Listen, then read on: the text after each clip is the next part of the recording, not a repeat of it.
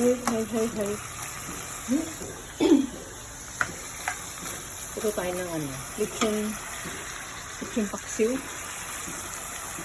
Malapit siya, lechon, tapos niluluto namin ulit gawing paksiw para lutong-luto talaga.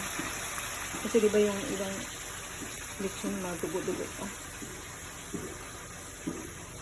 Kaya iulit lutuin pagdating sa bahay.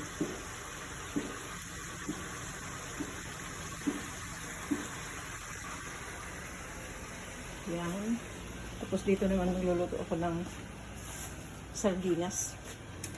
Tapos may halo nito kasi kahapon pa nagkikrib ang aking Junakis na sardinas daw na with repolyo.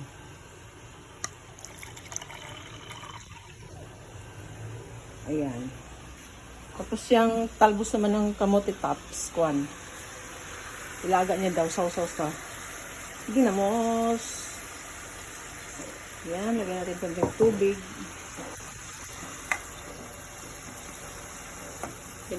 Ganitong oras kasi, preparing na para sa iftar.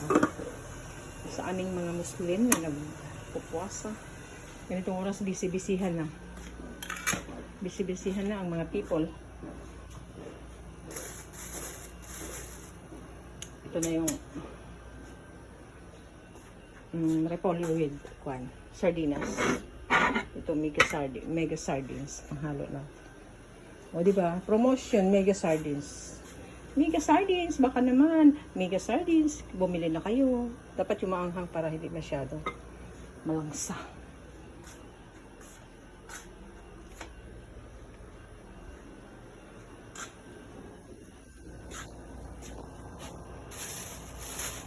Ito ilaga lang sa tubig, kumukulong tubig, tapos sausaw sa saan ba?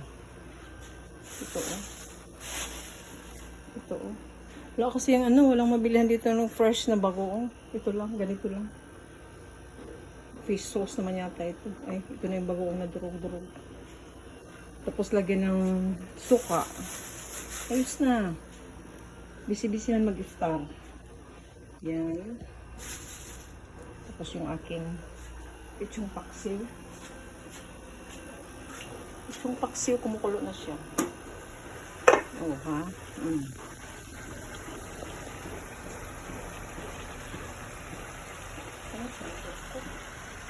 Ito pala. Yan.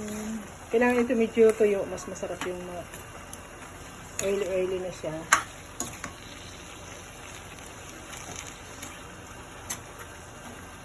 Dapat ang anak ko magluto ng gulay niya kaya wala na siyang lakas. Tutom na siya.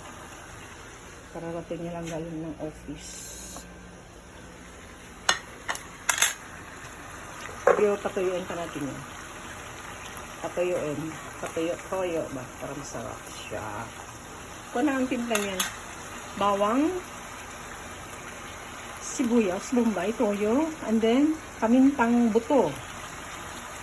Tapos vinegar, kunting tubig, kunting oil para magiging siya, oily. Ganun. Alam niyo naman, paano nagluto ng lechon paksiw. Pero ito, chicken version. Siyempre, bawal yung kaya naman yung kamintang buto. Tika lang, durugin ka muna.